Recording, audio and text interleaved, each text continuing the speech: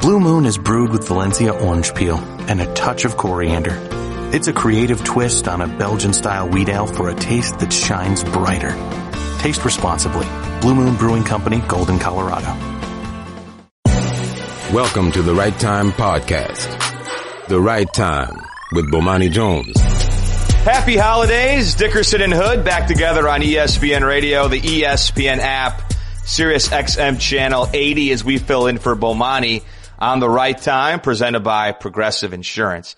You know, Jonathan, it is Christmas come early for this show. When I look at today's rundown, and in the A block, I see three letters, XFL. This is what we do. I mean, honestly, could there be a better opening segment for this show than the ill-fated Vince McMahon XFL of the early 2000s that we just learned the other day might be coming back for a second spin? Nuno and Ezzy and Ryan, they know us. They know us. They know if we start them with the XFL, it's going to be a great show. Bomani might not be happy with it, but I'm totally thrilled because this is the XFL. There it is. I mean, just think about 2001 and think about how wacky that story was of Vince McMahon, the carnival barker of the WWE, the owner and the man that runs professional wrestling, sports entertainment. And the XFL was kind of a weird deal at the beginning. And you thought at the beginning, hey, you know what? Maybe this could work. And then you found out it just didn't work because salacious sexual innuendo as well as professional wrestling mixed with football really didn't work. Well, so I covered the first XFL game in Chicago. You and I were co-workers at the time at a different frequency in Chicago, a different company than ESPN. And they were like, does anyone want to cover this XFL? And that's my first year out of college. And I'm like, oh my God, I'll cover it. So I went to the old Soldier Field, the Chicago Enforcers, right? That's what they were, the Chicago Enforcers? Yes, or the that's Chicago right. Hitmen. It was one of the two. Chicago Enforcers. And I don't remember who they played, but I remember being there, and they actually had a good crowd. It poured, though. It was raining. 3 rows in front of the press box, sitting outside, was our good buddy JR, Jim Ross, and Jerry the King Lawler, I believe. That's right. Doing the game, sitting out with the fans, covered with a tarp.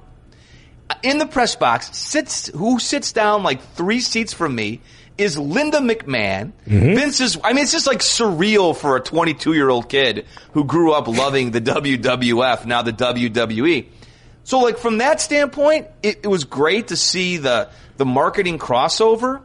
And I'll give Vince McMahon so much credit, Jonathan. The fact that he got NBC to be the television partner for this league it's unheard of. I mean, NBC put those games on in prime time, and they had some innovative ideas. You know, the cameras in the locker room, the players dating the cheerleaders and all that stuff.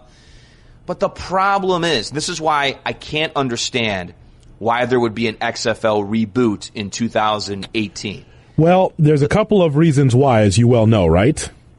One of the reasons is that there are some that just will not watch the National Football League anymore.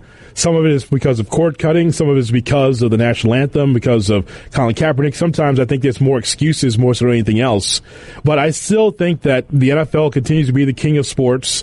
And if people don't want to watch, they don't want to watch. They have other things to do. But there are some that are looking for a better product. And the one thing for sure that we did see in the XFL, it was not a better product than the NFL. But I think that there's some things that we see today that came from the XFL. You saw the Madden-type camera work in which you could actually see the receivers and run their routes. That came from the XFL. I think that there's a number of innovations that we see now. So from that standpoint, it was interesting. But the football was not great. It was a great opportunity for others to try to live their dream of playing football on a semi-professional level. But I think that this time around in 2017, 18, whenever it launches, if it does launch, it'll be a lot different than what we even saw in 2001. I know, but you can't get the players, and that's the biggest problem. Unless Vince is going to go USFL of the 1980s and start handing out bigger contracts to guys, the quality of play is what killed the XFL. It's because after the first weekend, and if you remember, they got very lucky that first weekend. There were some compelling games, but no one wants to watch teams go 3 and out, 3 and out, 3 and out, 3 and out. No star players. There was nothing there. Now, he's got $100 million in stock. I guess he just cashed out for this, Alpha Entertainment, his new LLC. Right. That's going to probably be the vehicle for the XFL, whatever sporting thing he wants to get into. So he's got the financial backing, and he is a marketing whiz, but you can't create good football players if all the great football players are playing in the NFL. People don't want to watch people who are the equivalent of, in all due respect, Division I AA, or, the old Division I AA, or Division II, or football players of that caliber. People don't want to watch that. Well, you could tell that this was hinted at for the XFL 30 for 30. At the end, if you remember that, JD, we saw Dick Ebersol and Vince McMahon sit together at dinner, and, Vince kind of looked into his soup and said, "Oh, you never know, pal. You never know." and so he really wants to be able to do this the right way. My question for Vince is, isn't being the king of sports entertainment enough? And clearly it's not. It's really bored. It's boring for him at the top, because there is no National Wrestling Alliance or World Championship Wrestling that he can oppose. There is no, other territories that are even close to what the WWE does from a global standpoint. So he's bored at the top, JD. That's really, to me, I try to enhance what I do there as a global wrestling entity. I'd rather do that instead of just spending my money into something that may not work again. I mean, if it wasn't for the relationship with Dick Ebersol, maybe the XFL initially isn't even on the NBC affiliate. It was on NBC. It was on, it wasn't the CW, it was UPN at the time too, right? Yeah, they had different carriers for it, sure. Yeah. But it's not going to work. You can't, wait a minute. It's not going to work. I love Vince McMahon. It's not going to work for the simple reason that while some people might have tuned out with the NFL, you're not going to cater to those people. That's not going to sustain you. What's Vince going to do? I'll cut those guys that kneel for the anthem. Is that going to be like something he's going to do now? I mean, if that's the crowd he's trying to bring over, but there's not enough to keep that league going. The NFL is still the only real option for professional football. I know something else too, that he cannot have these scantily clad women, and he won't be able to have these sexual innuendos like he had in 2001, because that was the extension of the WWE brand during that time. So that's not happening, number one. And number two, if it's Vince McMahon, there again will be an initial interest in the XFL because his first pick, Colin Kaepernick. Sure, of course. And then RG3. And then Johnny Manziel, right? Exactly. And then he's going to woo Tim Tebow out of right. Baseball. So there's going to be interest there, but you are right. The quality of the football is not even going to be the college level. In college football, I'm a big fan, but the XFL is going to be kind of like this Maverick League with Tommy Maddox and He Hate Me, and you're hoping to see some stars, but more than likely you will not. Another thing too, remember there was no fair catches in the XFL. Correct. And there were no coin tosses. It was you would run 40 yards against another guy and try to get the ball, and that's how you would elect to kick off or to receive. There was an injury in the first game for that, by the way. Yeah. So player safety. They actually were touting themselves as the anti-player safety league. How do you do that now with all the concussions? What's Vince going to say? You think you're going to see a medical tent on our sidelines, pal? No way. We're going to put the camera right there as the doctor's sawing the guy's leg off. I mean, no. Wait a minute. Aren't you getting in the NFL too? I mean, apparently the tent is just kind of like window dressing if you ask Russell Wilson or Tom Savage. Right. You think there's going to be independent neurologists on our sidelines, pal? No way. It's the XFL. We don't do that. We do surgery on the sidelines. You get a sticker on your helmet for every concussion you suffer. That's the XFL. You can get a Buckeye on the helmet every time they get a sticker. Like a guy with stars over his head. That's the sticker. That's unbelievable. But, hey, you know what? It's going to happen because clearly he's bored being the CEO of the WWE, and he wants to make this work. You could see this coming from that 30 for 30, man. You could see it coming. And when you sell that much stock, you clearly want to be able to invest into this football league, and Vince is a football fan. Actually, you know what? He's a Redskins fan. I don't know if you knew that. I did not know that, no. And so don't you think it would be best for him, instead of trying to own a league, to own the Panthers? Wouldn't that make more sense? And they would never let him own the Panthers. Why? They wouldn't let him in. Why? Well, man, you know what, though? Maybe now with the circle that he runs in, perhaps. That's a good conversation for later in the show. I like that. Since we're on the topic of likely failed leagues, Lavar Ball is going to start his own basketball league. How bad of an idea is this? Wait a minute. Another one from one Carvel Barker to the other. Yes, that's coming up next. Dickerson and Hood. We're filling in for Bomani. This is the right time on ESPN Radio. What is this? The right time with Bomani Jones. You've got Dickerson and Hood sitting in for Bomani. It's the right time on ESPN Radio and the ESPN app. We are presented by Progressive Insurance. Time now for Straight Talk, brought to you by Straight Talk Wireless. Best phones, best networks, no contracts. Before we get to LeVar Ball's supposed basketball league, Jonathan, let me circle back real fast to the XFL from last segment and just remind Vince McMahon, if he's listening, even though I said it wasn't going to work, that Dickerson and Hood are certainly available to call those games for you if you reform the league. Just so he knows that we don't think it's going to work, but we are definitely committed to you, Vince, if you need some help. It's so backhanded. You said it wasn't going to work, pal. Now you're going to work for me. Pal, get in the ring. Yes, we are available for that, because if you're going to do an XFL reboot, I'm all about it. I do want to be part of it, because I do have like 3 XFL hats from 2001. The Birmingham team, the Chicago team, and I believe the New York team in my collection. So, yeah, I definitely want to be a part of it. Now, in fairness to Vince McMahon, of course, he has the financial backing to reboot the XFL, having just cashed in $100 million worth of stock. So he's got the financial backing. As for LeVar Ball and the Junior Basketball Association, which is supposed to be funded by the Big Baller brand, I'm struggling to see, Jonathan, exactly where the money is going to come for this startup league. How many shoes has he sold so far? Well, it took Le Batard 7 months to get his shoes. Okay, they ordered them online on the air, and it took Le Batard and Stugatz like 7 months to get their shoes. So here's the thing: if the Big Baller brand was hot, you and I would know about it. Your son would be asking about the Big Baller brand. You'd see it in the streets, but it's not hot in the streets. And so I don't know how much money they've made with Big Baller brand.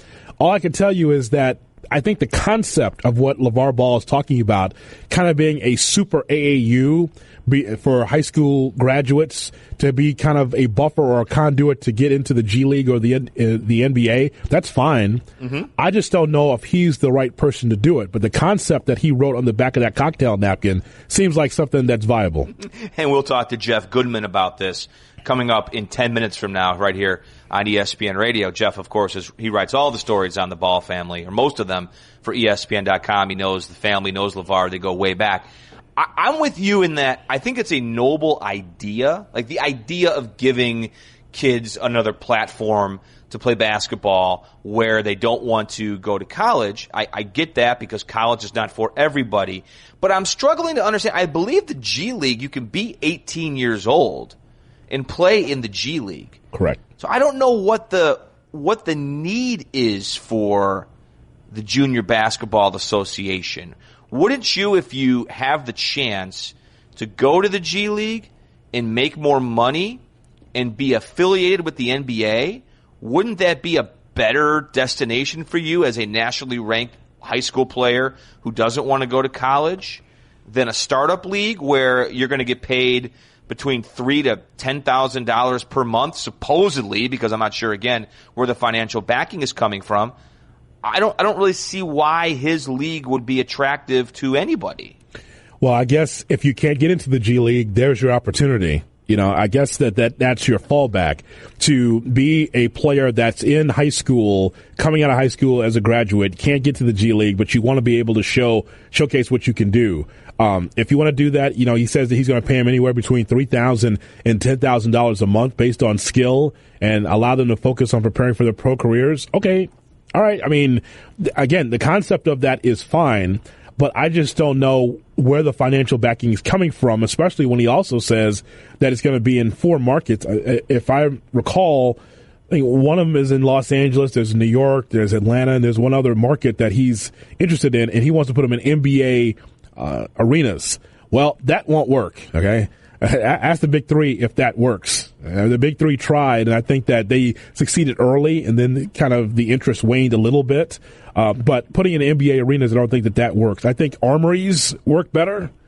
I think churches with a lot of space is better than being in an NBA arena to put this league in. But as I mentioned again, I think that where he's going matters. I think it's interesting. I just don't know if Lavar Ball is or should be the head of it. No, because the silhouette of the league is Lonzo. Yes. So where I struggle with this, aside from the fact that I have no idea where this money's coming from, I have no idea how in the world they would ever fill an NBA arena. I have no idea how in the world they'd ever afford to rent an NBA arena for a night to have a game. But, does he care about all these kids? Because everything that he's done so far, at least in the public eye, has been about himself or his sons storming off the floor because he's unhappy with an official's call, pulling his son out of high school because he's unhappy with the head coach, doing this and that. I think if he's like your marketing wing, all right, because he does certainly know how to be talked about. We're talking about him right now on ESPN Radio. He's on ESPN TV, ESPN.com. He's all over the place. But to be the actual nuts and bolts behind executing a basketball league, I can't see it. No, I can't see it. But let's go into this, though, because I think the reason why that he came up with this is because of Mark Emmert, the head of college athletics. He just wasn't happy with some of the comments from Mark Emmert. He's like, you know what? Instead of college, if people don't want to go to college, I got a place for them to go. And as you mentioned, college is not for everybody. So I could see how some players would want to be part of something like this, but clearly with better backing, because once again, I don't know where that money's coming from. $3,000 to $10,000 a month sounds great, especially if you come from poverty. If you come from a situation where your family needs to have money and you're playing basketball in hopes to play in a professional league overseas or in the NBA or the G League, that's great. But what Lavar Ball has shown me is this. I'm not afraid of Lavar Ball. I know that he intimidates people based on his voice. He's a lout. He is a guy that is a carnival barker. He wants everybody to see him. He wants to promote a big baller brand. But the thing is that we have not seen how beneficial that he can be as the leader of this big baller brand to think that this league could be viable in any sense. Do they all have to wear big baller shoes and then wait 7 months for their shoes? So guys are standing there barefoot on center court. Man, I don't have my shoes yet, man. I can't play. It's a great concept. I wonder that conversation with Darren Ravel. I wonder what that was like when he got here's my idea, Darren. Never lost. Never lost. Okay, that's great. All right. What else do you have? Never lost. All right, $3,000 to $10,000. Never lost. All right, four markets. Okay. All right, sounds great. All right. Okay. Send. Okay.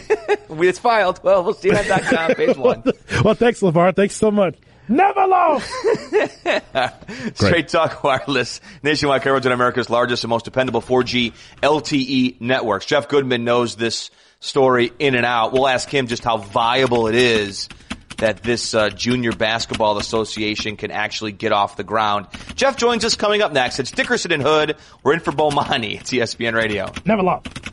The Right Time with Bomani Jones. It's Dickerson and Hood. We are filling in for Bomani Jones on The Right Time on ESPN Radio, the ESPN app, Sirius XM Channel 80. It's always great to catch up with our terrific ESPN basketball insider, Jeff Goodman.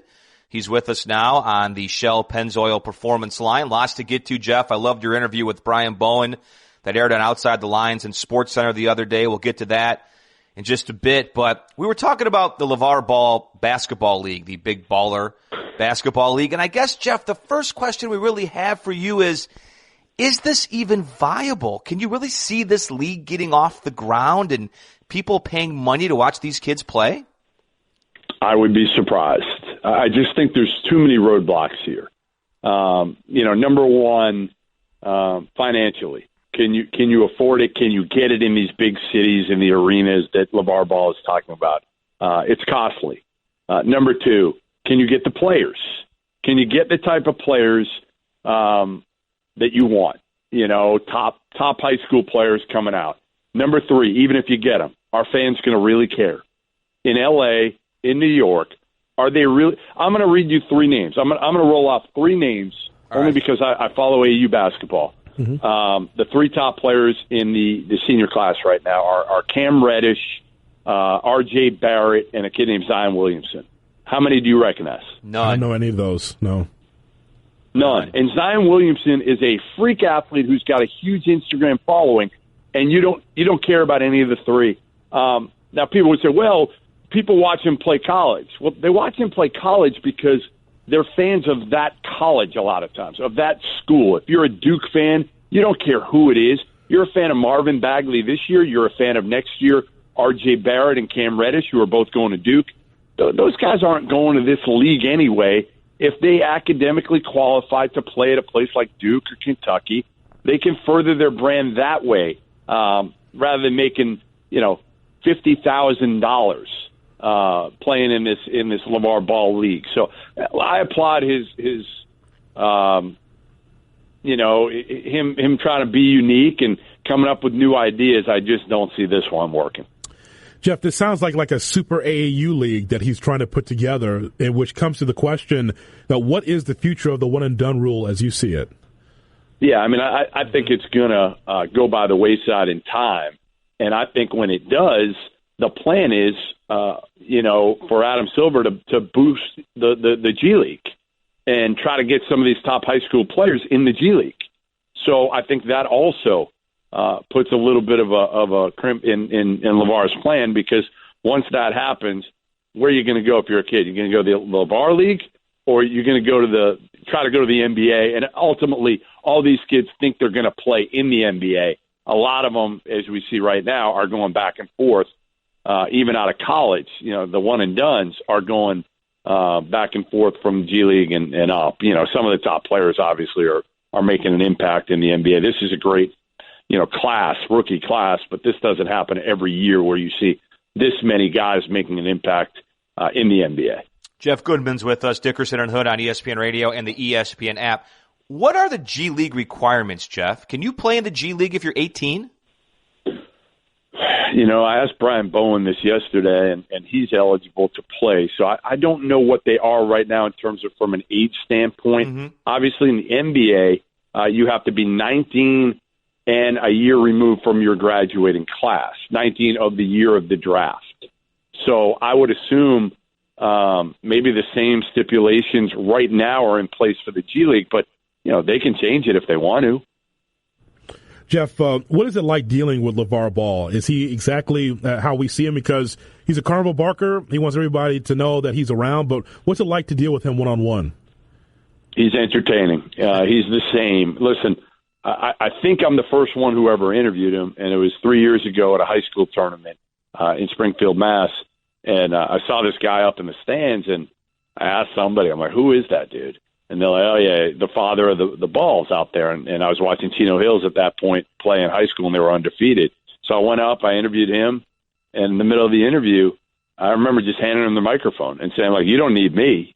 Like, you don't need me to ask any of the questions. Go ahead, you take it. And I knew he'd be big, but I didn't know he'd be that big. And the next one I did on camera was a little over a year ago in November at the tournament in Anaheim where UCLA was in. And I interviewed him, and that was when he proclaimed that UCLA would win the national title.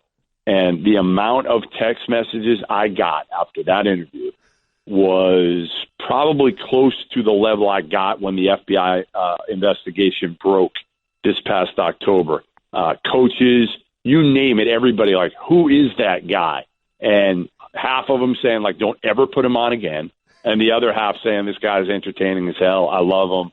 He's funny. And that's what makes him LaVar, right? I mean, half the people despise him, and the other half love him. We have you to thank for all of this. Thank you. I know everyone at ESPN thanks you. He would have gotten there anyway, okay? No. You can't blame me for this, all right? He would have found a way to end up sparring with Trump with or without me, okay? I'm not blaming you. I see the page views. I get those emails. I'm not blaming you one bit. I think it's great. More than LeBron James. How about that? More know. Page views than LeBron James. Isn't that? Wow. It's insane. So when people ask me, they're like, why do you give him all this attention? Well, you know what? People like you are reading it. People like you are reading it, whether they want to or not. They're clicking when they see something with LaVar Ball or Melo Ball or Lonzo Ball or even Jello Ball, the middle one. Trust me, if it doesn't get read, it's not on page one. One more thing with Jeff Goodman here on ESPN Radio. So we referenced the Brian Bone interview a couple of times, Jeff. I watched it. Very good stuff. What really stood out to you about your talk with him? A lot, but I think his relationship with his father. You know, I expected him to say, like, when I asked him, you know, and obviously his father was at the center of this, right? He's the one, the FBI says, took money from Adidas. Louisville was involved. Christian Dawkins, a runner/agent, was involved. So I think I was shocked when he said, my relationship with my father right now is stronger than it was before all this. And I said, well how? Why? You know, and he said he really hasn't even talked to him about the situation. And that's the part that kind of baffles me and I think turned a lot of people off. But then the other part was when he said, I didn't know anything about the payment. And honestly, maybe I'm being naive here. And I've been around this a long time in AU, and I'm as skeptical as anybody on how dirty this is because I've seen a lot of it and heard a ton of it. But I do think he was telling the truth when he said he had no knowledge of what was going on with his dad. I think he was just tiptoeing around the question with his dad because there's an open FBI investigation in which he's fearful of anything he says could hinder that investigation and end up with his father in prison. Great stuff, Jeff. Really appreciate the time as always, my friend. Happy holidays to you and your family. You guys too. Have a good night and talk soon. All right, Jeff Goodman with us on the Shell Pennzoil Performance Line. Get instant gold status at Shell. Join the Fuel Rewards program now at fuelrewards.com/gold. The Baltimore Ravens, Jonathan, think they know why there have been a lot of empty seats in M&T Bank Stadium this year. We'll go to Baltimore and get the latest on that story. Coming up next, it's Dickerson and Hood in for Bomani. It's The Right Time on ESPN Radio. The Right Time with Bomani Jones. Bomani's off today. Dickerson and Hood sitting in. Get in touch with us through our 1-800-Flowers Twitter feed at TweetJHood at Dickerson ESPN. One of our top stories on ESPN.com. The Baltimore Ravens, Jonathan, sent a letter this week to season ticket holders, suite holders, and sponsors about the number of no-shows at M&T Bank Stadium this season, and they cited the protest the team did during the anthem in London, during their game in London, as a potential reason why there were so many empty seats. Jamison Hensley wrote the story on ESPN.com. He covers the Ravens for ESPN. He's next up on the Shell Pennzoil Performance Line. Jamison, you know the region. You're from there. You know the average Ravens fan, how they feel, how they think. Do you believe that it's true that the London protests played a big factor in some of these empty seats? Yeah, I think it played a part in it. I wouldn't say it's the only reason that fans haven't really shown up as much as they have in the past. But you know, you hear around town, you hear on the radio about fans not being really happy with the Ravens. And it was back in September, and you remember President Trump made some comments about the players who kneel, what should happen. And the Ravens and the Jaguars were playing in London. They were the first game being played because it was that 9 o'clock game in the morning. And the players knelt and not only did the Baltimore area see it, but the nation saw it, and a lot of people who are Ravens fans said that they were embarrassed to have their team nationally do this. So yeah, that is a part in it. But also, there's other factors that, you look at this offense that the Ravens have. They're ranked 30th in the NFL. They're not one of the more exciting electric teams out there. So that has to play a part as well. But you can tell the Ravens are concerned about the no-shows, and you can see in the stands it's in the thousands. And that's why they sent out the letter this week. Well, Jameson, can you compare this year to other years when that stadium opened as far as attendance is concerned? Because 8-6 winning 4 of your last 5 games, I mean, that seems like that's going in the right direction. But was there another time where fans just didn't show because the product wasn't very good? Yeah, that has happened in the past, and they actually put that in the letter. And that was kind of like the little basis off of that. They, Dick Cass, the team president, said they've had this where there's been no shows in the past. But that's when the product hasn't been as good as people expected it to be on the field. And in the letter, Cass said this year is different because they're in the playoff race and they're still seeing, and he put in there a noticeable amount of no-shows at the stadium. And they believe it comes because of the protest. That's one of the things that haven't happened before. And I will say after the protest in London, the following week they had a home game here against the Steelers, and the players decided not to protest during the anthem, but what they did was they knelt in prayer before the anthem was played, then stood for the anthem. And when the players stood, even before the anthem, when they knelt before the anthem, you heard a huge amount of boos coming from the home crowd, even if it was just because before the anthem, but just the symbolic nature of them kneeling. Still, the response was very negative from the home crowd. They did the same thing when Chicago was there, when I was there with you. I heard the same thing. It actually surprised me that they would boo so loudly just to kneel before the anthem. Another minute with Jameson Hensley on ESPN Radio. We have about 60 seconds, Jameson. Where's your level of optimism that this team's going to end up making the playoffs? Very high, and if not, there's going to be a lot of people answering some big questions because their last 2 games against Indianapolis and Cincinnati, it's against 2 of the worst offenses in the NFL. They're combined 8-20, and they have 2 head coaches that are probably coaching their final games with the team. So if the Ravens can't take care of business against Indy and Cincy at home, that's going to be a major problem. Great stuff, Jameson. Appreciate the update, my friend. Enjoy the game tomorrow. Great. Have a great rest of the show, guys. Thank you. Thank you. All right, Jameson Hensley on the Shell Pennzoil Performance Line. Ravens and Colts this weekend. And when I was there, that team was DOA, Jonathan, I thought. Mm-hmm. They lost to the Bears. And now they're 8-6, and like Jameson said, if they don't make the playoffs, it's going to be a massive disappointment because of their favorable schedule. It's interesting what's going on there with the no-shows. This is not just a Baltimore problem. There's a number of markets around the National Football League in which you're just not winning. You're not in a position to win, so you're not interested, and you just don't go to the games. And so for Baltimore, yes, the stadium, the protests is one thing, but your team's winning and it's still empty. It might be the product. It might be the protest that we just talked about. It's also strange, too, when you look at their schedule and you look at when they played at home and when they played on the road, like some of these home games, they were when they were really, really bad. The Steelers game, the Dolphins game. But then since they've been good, they've been on the road for the most part, except for home against the Texans and home against the Lions. So I bet that the attendance thing, certainly if they win, tomorrow and they're home against the Colts, then they've got the Bengals in Week 17. The attendance is going to pick up. It's like you said, it's mostly related to the product on the field. If they're winning and they're going to the playoffs, believe me, the good people of Baltimore, they'll be filling M&T Bank Stadium. I think that the bottom was the Bears, losing to the Bears 27-24, and they're like, I'm not coming back to this. I'm not going to see this. I mean, it's one thing to beat the Dolphins 40-0, but who were the Dolphins at the time? Well, you are talking about the kings of the AFC North, the Chicago Bears. They beat the Steelers, they beat the Ravens, and they beat the Bengals, and they go for the grand finale against the winless Cleveland Browns on Sunday. How about that? Just mowing down the AFC North. That and the $1.75 will get you a loaf of bread.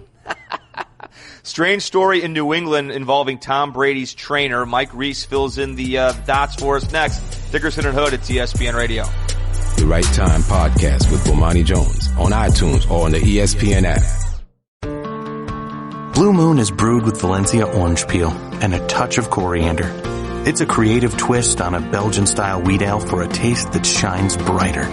Taste responsibly. Blue Moon Brewing Company, Golden, Colorado. Welcome to the Right Time Podcast. The Right Time with Bomani Jones. Happy holidays from Dickerson and Hood as we sit in for Bomani on the Right Time. It's ESPN Radio, the ESPN app, Sirius XM Channel 80.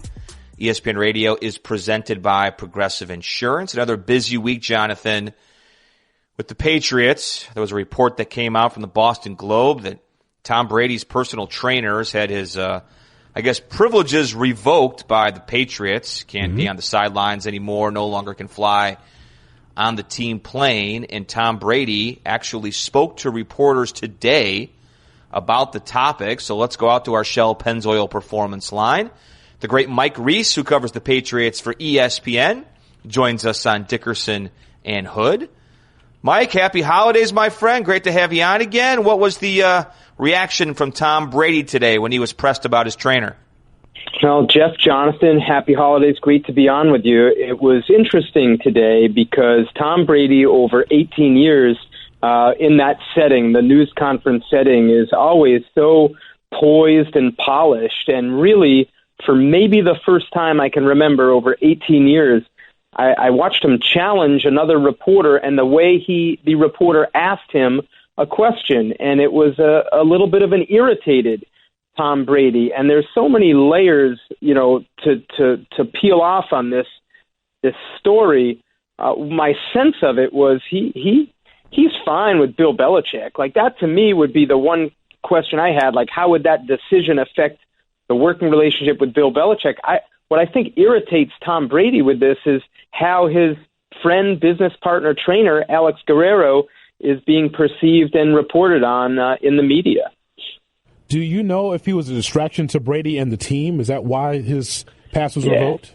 Well, so Jonathan, here's the thing. Like, he is still in the stadium, and he still is working with Tom, on a daily basis. And in fact, they spent a week out in Colorado in November, and he was still there, working with Tom. So it's not like they've totally banned him. In fact, they're actually, and a lot of the players do work with him in addition to the strength staff. Mm-hmm. What the team's doing here, they're just sort of cleaning it up. They're making it so when you're in the stadium, you're working with the strength staff, the medical staff, and it's black and white. There's no confusion there. And that they say to the players, like, if you want to go work with Alex Guerrero, more power to you, but you're just going to do that up at that TB12 Sports Therapy Center. And really, to me, that's what this is. It's just sort of a little bit of a reset, clarify the picture so there's no, blurred lines here. And that makes sense, Mike. You can't have two people giving conflicting messages on how to train in the same building. Like, how is a player supposed to know who to listen to, right? I mean, I get it. It seems very simple to me. And I think that's fair, Jeff. I think, and then some asked the question, well, how did it ever get to that point? And look, there's a lot of ways you can make an analogy to this. I think sometimes I would make it to like my kids at home. Our bedtime's supposed to be 8:00, guys. It's slipped to 9:00 in recent weeks. We need to reset. And we need, it's something like that where sometimes, the boundaries maybe, get a little flimsier and you sort of assess it and you say, you know what? Let's reset this. And I think really, to me, that's what this is. And maybe there was something behind the scenes. I mean, we'd be speculating that sort of prompted this. But, I will just say, I don't think it's a huge deal as long as the relationship between Tom Brady and Bill Belichick is fine, and there's no indication that it isn't. Bill Belichick complimentary of Brady today, saying he's great to work with. And in turn, I directly asked Tom Brady if this has put a strain on the relationship, and he said, no, I'm just trying to come in, do the right thing, and win games. Mike, because Tre'Davious White was on the receiving end of a hit by Rob Gronkowski, and the response from White is the whole hood want him, Yeah, it doesn't sound good when the whole hood wants Gronkowski. How much is that a storyline in New England, and do you think that retaliation could be a factor? Well, it's a huge storyline with reporters, Jonathan. I mean, we've been asking the question, the last 3 days, and I will say the Patriots have decisively deflected those questions. I mean, even today, Rob Gronkowski was asked, point blank, are you concerned about your health? And he just said, look, I'm just focused on preparing for the Buffalo Bills. And he just wouldn't even, take the question. I think the closest he came to answering it was, look, we'll see how it goes. Devin McCourty, the safety captain, had said both teams have a lot at stake in this game. The Bills still fighting for a playoff spot. Patriots fighting for home field advantage. If they win their last 2 games, they get it throughout the AFC playoffs. So McCourty didn't think like they need something that happened, 3 weeks ago to fire up either team. I think the one thing we got to look at, guys, is, if you get to the game and all it takes is one player, to sort of, fall out of line, sure, the Patriots have to be aware of that. But I think what they're trying to say is we can't let that distract us from our preparation at this point. Mike Reese is our guest on Dickerson and Hood on ESPN Radio and the ESPN app. I know the Patriots, Mike, are focused on the Bills, and then it'll be on to the Jets and on to the playoffs again for whatever year it is in a row. But I wonder privately, have you spoken to anybody in the organization about Jimmy Garoppolo and just how impressed everyone is with how he's done since he had his opportunity in San Francisco? Yes, and there's no surprise, Jeff, at what he's done. And it was uncanny watching some of that. He was mic'd up. I don't know if you guys saw it. I mean, watching him run the 2-minute drill. Guys, I got to tell you, it was like watching the last 3 years at training camp with picture Bill Belichick out in the practice field calling out the situation. 1:06 left, ball on the 25, 1 timeout, and you just watch, the team operate in training camp, and you'd see Garoppolo doing that out on the training camp field. And then to watch him do that in this last game against the Titans, I tell you, it was like revisiting the last 3 summers, that I've seen it. So everyone here is very excited for him. They felt like he gave them everything they could have asked for in a tough spot. Guys, it's not easy to come into the Patriots and be a backup to Tom Brady and all the demands of this offense. And so, they're pretty proud. There's a feeling of pride from a lot of people in the organization at what he's doing here in San Francisco. Mike, how much does it surprise you that Bill Belichick has not finished his Christmas shopping?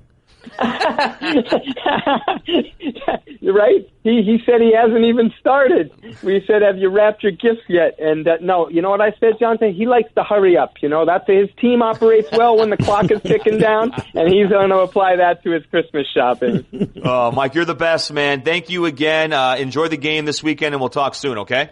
All right, thanks for having me, guys. Happy holidays. All the best. Mike Reese, our Patriots reporter for ESPN, joining us on the Shell Pennzoil Performance Line. Belichick has people that do that shopping for him, Jonathan. When you're Bill Belichick, you have people. I guess. He says not even close, so I can't see him just walking through the Walgreens or CVS, doing his gift card shopping. Yes. Let's see here. All right, Starbucks for the wife. Okay, put that down there. My kids like Dave and Buster's. Okay, we'll pull that down here. I don't see him doing that either. But then again, you just never know. I'm a little bit concerned about what Ryan Clark told Ryan Russillo a couple days ago about the text that he received from Tre'Davious White. The whole hood want him. You know what I mean? Not just Tre'Davious White, but his neighborhood wants a piece of Rob Gronkowski. This is something we need to keep our eyes on because it was totally unnecessary for what Gronkowski did. Mm-hmm. It was cowardly to do that. Just because you're frustrated doesn't mean you have to hurt a player. That's not right. It was an awful act, but we got to keep our eyes on this game, Jeff, because who knows what's going to happen. Gronkowski is a monster, but even monsters can be cut down if the Bills are not happy. What's the percentage if Gronk is laying on the ground that a Bill just jumps on, the crowd dives onto him, just jumps onto him? Crowd? You mean people from the stands? You mean Bill's Mafia? You know what I mean? It's just Bill's Mafia. Bill's Mafia's going to come out there. The guy that jumps off the RV onto the table and lights himself on fire. Is that what you're saying? You're saying a run-in. Is that what you're saying? Bill's Mafia is going to come out of the crowd. Or a Bills player. Anyone's going to jump on him. I don't know. I think it's likely. But that shouldn't have happened, and he makes himself a target. He might make some of the other Patriots a target because of that action, because you just can't do that to players. If nothing else, Jeff, you know this better than anybody. In the NFL, it's a brotherhood. Yeah, everyone's got generational wealth, and yes, you have a different colored uniform, but everyone's supposed to be out there for each other, and that was just wrong. You got to look out for everyone else's safety. That's a big thing. When you can, it's a violent game. A lot of injuries you cannot avoid. But when you can avoid something like that, you don't ever take a shot like Gronkowski took. And he is closing in on another $2 million in bonuses, so he can't be a bonehead this weekend against the Bills. We are brought to you by Upside.com, giving all business travelers the gift of a better travel experience this holiday season. Upside.com. Coming up next, good idea or bad idea that Baker Mayfield accepted an invitation to play in the Senior Bowl? That's next. Dickerson and Hood. It's The Right Time on ESPN Radio. The Right Time with Bomani Jones. Hope you're enjoying The Right Time with Dickerson and Hood, filling in for Bomani. ESPN Radio, ESPN app. We are presented by Progressive Insurance. You can get in touch with us through our 1-800-Flowers Twitter feed. You can find Jonathan at TweetJHood. I am at Dickerson ESPN, or just old at ESPN Radio. We have some college football news, Jonathan. Don't call it old. Well, you know what I mean. Good old ESPN Radio.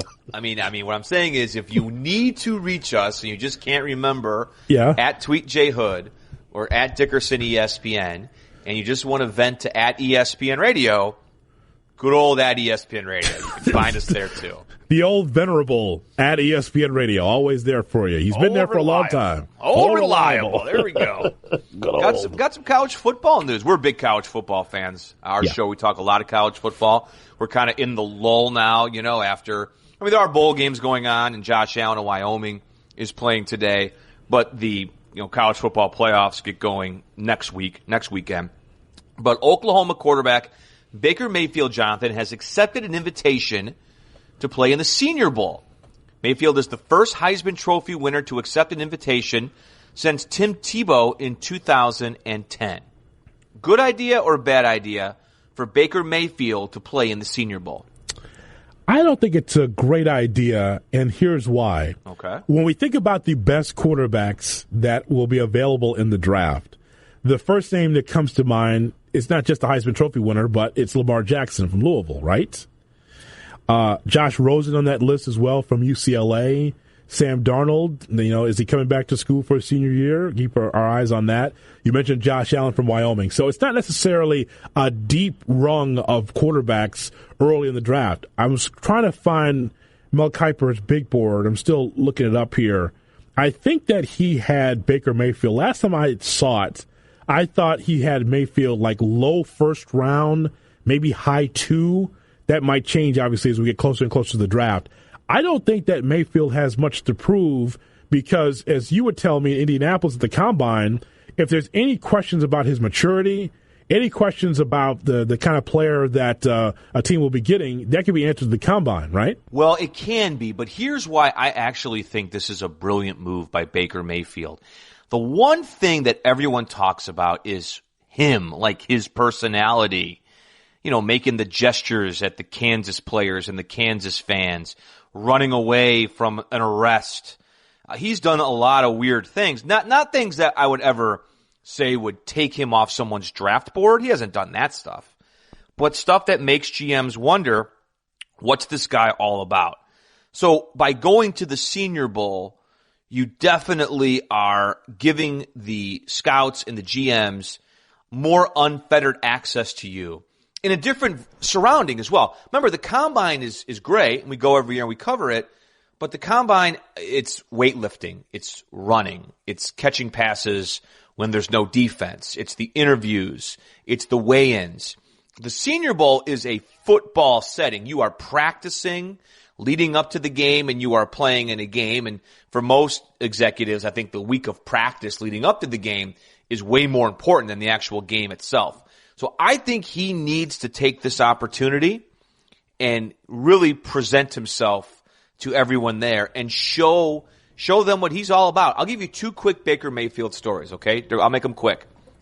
Dusty Dvorak, former Chicago Bear, 3rd-round pick, Dusty was an All-American at Oklahoma. He's one of the best up-and-coming color analysts we have for college football with Adam Amin on their Friday night games on ESPN. It's great stuff, right? Well, Dusty, of course, is very close to the Oklahoma program. So I called Dusty last year as I covered him in Chicago. And I was putting together my list of quarterbacks that the Chicago Bears might consider in the draft. And I took Trubisky, but, it was about, Deshaun Watson and Patrick Mahomes. And I had Baker Mayfield on the list. And Dusty, who knows him better than anybody, last year said, no, there's no way he can come out. He's not ready. If he were to come out, he wouldn't even get drafted. I was like, whoa. So now this year, he's the Heisman Trophy winner. Ryan McGee, one of our great college football analysts, was at the awards show when the day before the Heisman, when he won quarterback of the year, the Doak Walker Award, stuff like that. He said Baker Mayfield spent the whole morning going up to anybody that had played Alabama to try to get intel on them. That's how serious he takes his craft. So I've heard both stories of Baker Mayfield, and I'm sure that scouts and GMs feel the same exact way, and that's why getting this up close and personal time with him at the Senior Bowl, I think, is critical to wherever he's going to get drafted in the spring. Nope. He doesn't have to go. The reason why he doesn't have to go is because he's got nothing else to prove. As I mentioned to you before, you don't have to prove who you are at the Senior Bowl. Well, I think that from a stat standpoint, from a mechanical standpoint, we know exactly what he can do. It's his leaky defense that needs the time of the Senior Bowl. That whole defense needs time of the Senior Bowl to be evaluated, because it wasn't a downfall for Oklahoma, but that was one of the distinguishing characteristics about the team outside of Baker Mayfield, that leaky defense that we saw almost every other game. I know Jim Ross is listening somewhere in Oklahoma, not happy with that comment. They're not going to put the whole Sooners defense in the Mobile. that's where they belong. But no, I think that it's just fine. And the reason why is because if it comes to an evaluation, once he comes to Indianapolis, you can find out everything you want. You want to poke and prod Mayfield, find out what he is all about, you do it there. He's got nothing to prove, Jeff, because whether he goes to Senior Bowl or not, he will probably be, if not the first, the second quarterback taken in the upcoming draft. But you don't practice in Indianapolis. Right. You practice in Mobile. He doesn't have to. But he's only 6'1". Some people say he's 6 foot. The reason that Tebow went to the Senior Bowl is because his throwing motion was so flawed. And he had to try to prove to people that he could throw the ball. He still ended up going in the first round, which was, a miracle. But he went in the first round. But when you're a flaw, I don't want to say flaw because I think you can overcome the height thing. Drew Brees is a great example. But Baker Mayfield has a lot to prove. So I think it's a good idea. No. He passed for 4,300 yards, 41 touchdowns, and 5 interceptions this season. I think he's doing just fine, and in the mix for the national title. I think he's doing just fine. By God, he's a Sooner. Listen, I'm not down on the Sooners. Boomer Sooner. But I'm going to text JR. Well, go ahead. I'm not speaking ill of Baker Mayfield. I just think that this is a good idea for him. What? If he is as fiery a competitor as everyone says he is, then that will make a very favorable impression on all the NFL people in Mobile during the Senior Bowl. It never hurts to have that extra exposure around people that are going to ultimately decide your future where you're drafted. Listen, Max, here's what I think. Oh, wait a minute. Different show. What? We don't have that platform. That's a 9. That's a 10. I don't believe so. Here's why. No, I think that the Heisman Trophy tells you everything that you need to know. I think that the numbers speak for itself. There's nothing that you're going to learn outside of just a few interviews and conversation with Baker Mayfield. You won't learn anything else. And what if he fails in the Super Bowl, in the Senior Bowl, rather? The thing that you don't want to do is hurt your draft stock. The Senior Bowl, the only thing you can do is fail. No, that's a chance he has to take. And you don't go in thinking like that. That's a loser's mentality. You go in there thinking that you're going to dominate. Well, I don't know. You could always have an off day. What if Baker has an off day? What if the defense wants to come after Baker Mayfield because they don't like what he did against Kansas? It's littered with Jayhawk defenders, like one of the worst programs in college football. Yet somehow all of their players are at the Senior Bowl on defense. What if there's a Kansas player that pays off another player? Is like, see that guy right there? Knock him out. The Hood's out to get him. Knock him out. Yeah, right. Situation. The Hood's out to get him. You know what I mean? No, I don't. What do you mean, sir? Brian, I think let's ask Ryan Clark coming up next. No, he's not next. I beg your pardon. If you're short on time and searching for the perfect present, 1-800-Flowers.com is your answer. When you order the beautifully crafted holiday flower tree, you'll get 20% off. Go to 1-800-Flowers.com/ESPN. Well, that's Dan Graziano, who wrote a really interesting story on the upcoming quarterback prospects on ESPN.com. We'll ask him his take on this upcoming quarterback class. That is next. It's Dickerson and Hood. We are in for Bomani. It's ESPN Radio. The Right Time with Bomani Jones. Dickerson and Hood in for Bomani. It's the right time on ESPN Radio, the ESPN app, Sirius XM Channel 80. ESPN Radio is presented by Progressive Insurance. Got a little verklempt right there. That's a fine. My goodness. That's a fine. That's a fine. Put it in the fine bucket. Now you can test drive Snapshot to see how much you could save before switching to Progressive. Visit progressive.com/snapshot. Since we were talking about the upcoming quarterback class in the NFL last segment, we're going to direct everyone to our top story on the NFL page of ESPN.com by Dan Graziano, 2018 NFL Draft Class Quarterback Primer, everything you need to know about Rosen, Mayfield, Darnold, and more. And Dan Graziano, nice enough to join us here for a few minutes on the Shell Pennzoil Performance Line. Graz, with all the people you talk to about the quarterback class, is there a consensus number one guy, or is the opinions, are they kind of split?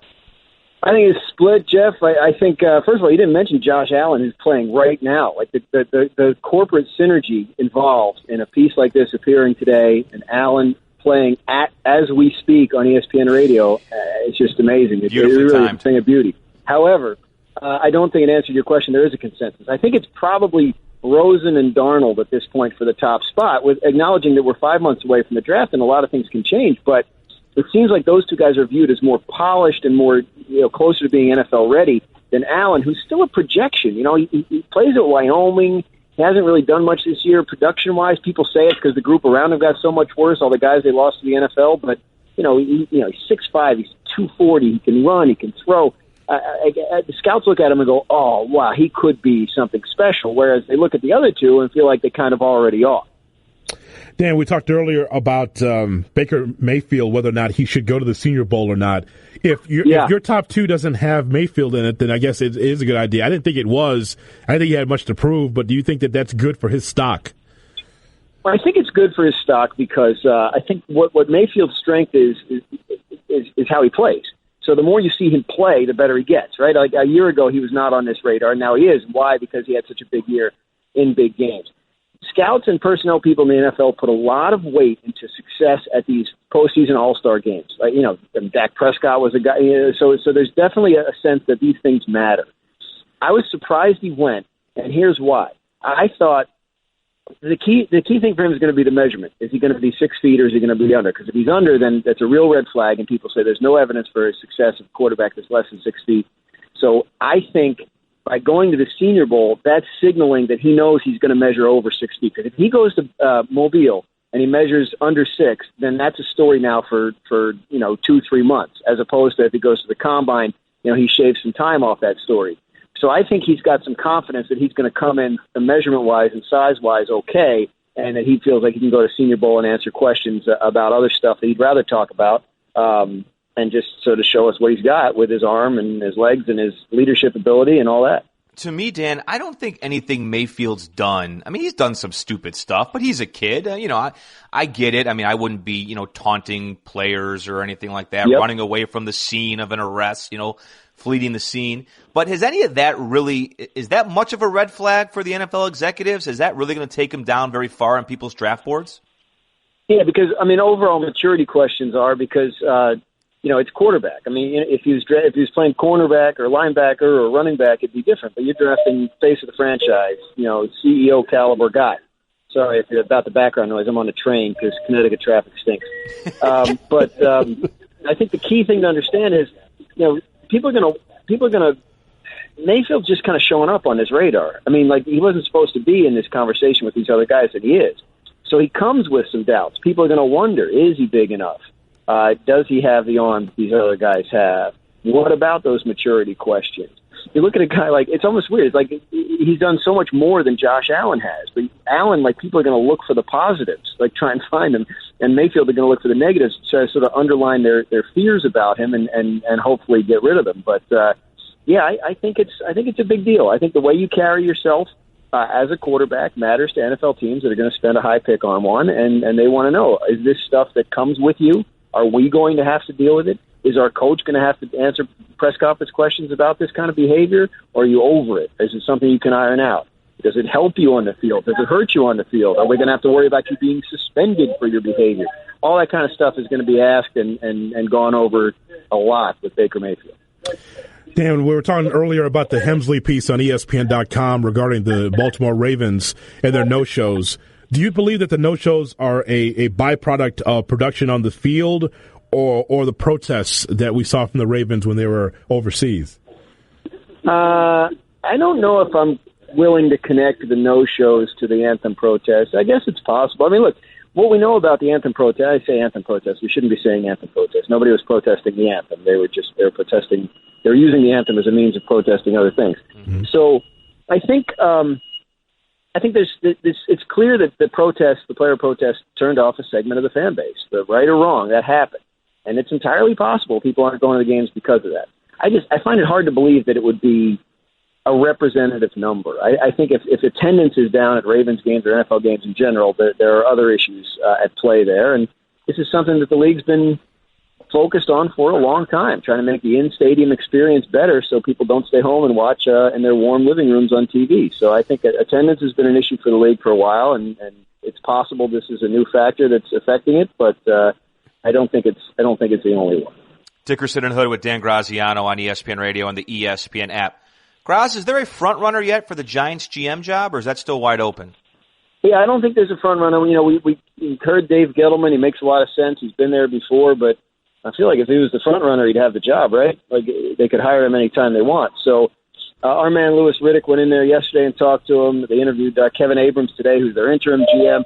At this point, Jeff, I really expect the Giants to wait the next 8-9 days and start interviewing people that are under contract with teams. You're going to hear names like Elliott Wolf from the Packers and possibly like Nick Caserio from the Patriots and Scott Pioli from the Falcons. You're going to start hearing those names when they can get their hands on them. But it's possible they could hire somebody before the end of the season, but the sense I get from talking to people there is that they're close enough now to the end of the season that they feel like they might as well open up the search and talk to some of these other guys that interest them. Dan, what's your favorite XFL story from 2001? XFL was, I mean, everybody remembers He Hate Me. That was the big one. That for some reason that's indelible. The XFL. I remember when it came on. I remember we were watching it and thinking, is this going to work? It's interesting. I mean, this doesn't happen if the NFL isn't perceived as somewhat vulnerable, right? So right.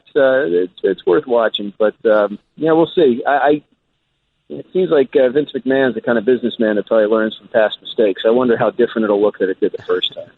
Dan, Merry Christmas, man, to you and your family. Thank you so much for the time. Enjoy your weekend, okay? Thank you guys for having me. Enjoy your holiday. All right, Dan Graziano on the Shell Pennzoil Performance line. Good question, right? Quality? That was the wild card at the end. I loved it. You and we have this reservoir of XFL knowledge and thoughts, and we're the only two people that have this passion for it. And you're like, "Hey, Graz, what's your favorite XFL memory?" Oh, he hate me, right? That was a guy. I asked one of the top NFL guys in the country an XFL question. Yep, that's what we do. There's your essence of Dickerson and Hood right there. What are your fondest memories of Tommy Maddox as the MVP of the XFL? See, I thought he said, yeah, I watched it. Like, he was like a fan at home. I thought he was like, with the New York, New Jersey Hitmen or whatever the name was. No, I think Graz was covering the Yankees at that point. Oh, was he? Okay. I think so. I beg your pardon then. I thought he was in a stadium, like covering it, He was doing serious work. He wasn't me with my press pass so I could say hi to Linda McMahon up there at the old Soldier Field press box. But he gave a good answer, though, right? The answer that he gave was a solid one. It's just like, if there weren't these slings and arrows that were in the direction of the NFL, there wouldn't be talk of the XFL again. Yeah, so. You're right. Coming up next, on a serious note, the world of broadcasting lost an icon today. That is coming up next. It's Dickerson and Hood. It's The Right Time with Bomani Jones on ESPN Radio. The Right Time with Bomani Jones. Dickerson and Hood. We are subbing in for Bomani Jones. It's The Right Time, ESPN Radio and the ESPN app. Don't forget, reminder, the Right Time podcast returns next month in January. Sad news today, Jonathan. Dick Enberg, the legendary sports broadcaster, passed away at the age of 82. I remember him, believe it or not, my number one Dick Enberg memory was being the host of Breakfast at Wimbledon. I mean, as a kid growing up, and I'm not going to get into my whole tennis fad. As you know, growing up, I had some tennis thoughts. Yes. But I used to watch tennis, and Dick was like, I mean, getting up early Saturday morning, Sunday morning as a kid and watching him like handle everything and just so flawless with his interviews and his descriptions. It was awesome, and he will definitely be missed. I thought that your number one Dick Enberg story was the 2005 Illini in the tournament. Was he not calling that game? He was sitting about 3 feet in front of me. That's right. Unbeknownst to Dick Enberg, he had a graduate of the University of Illinois that was working for ESPN that was supposed to be a non-partial journalist covering the event that lost consciousness on press row when Darren Williams hit the three to put the Illini back in front over Arizona. I thought that was your favorite moment with you when they put Dick on camera and then you in a lather, in a full sweat. That was the funniest thing watching that at home. Like, look at Dickerson, look at him. He's sweating through this game. He's sweating through his shirt. I remember that. You had to glisten. Then. Oh, I know. I looked awful. And thank God there was no Twitter back then because you guys would have just killed me. I mean, I was so, and I'll never forget this too.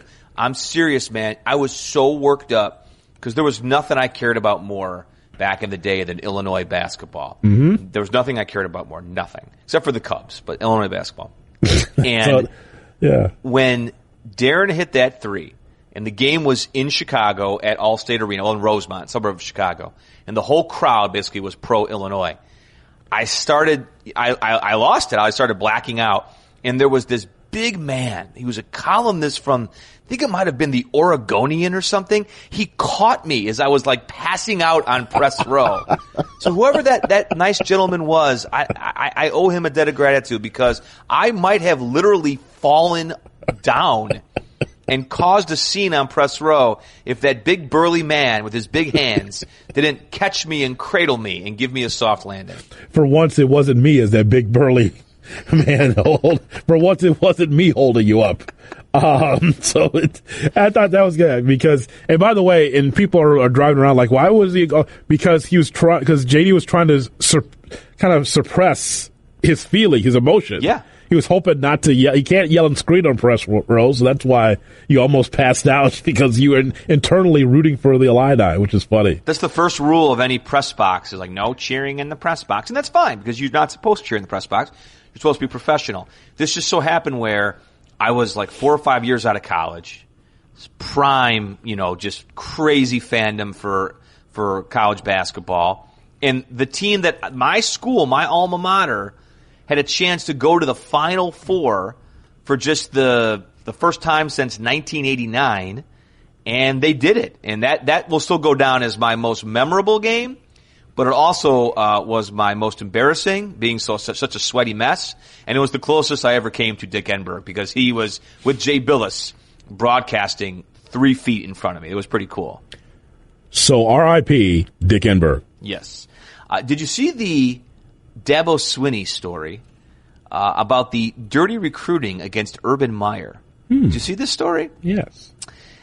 Let me say, all right, so the long story short is there was a recruit that decommitted to Ohio State, and because, Dabo told him that Urban Meyer might not be long for the job, which I laugh though, but that stuff is incredibly common.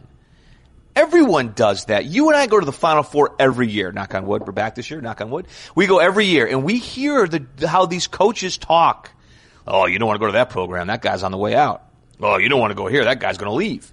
And you know what? With the track record of all these coaches hopscotching across the country, usually they're right. Like, the coaches do leave. So It sounds bad. It looks like dirty pool, but that's what everyone is doing. At least the good ones do it. Absolutely. And yes, it's dirty pool. It's something that shouldn't be done, but it's been going on for generations. And for Dabo Swinney to say that for sure that Urban Meyer's not going to be around, you're just trying to get that recruit. And this is what it all comes down to. Believe me, I'm sure some things have been said about Swinney that he doesn't like.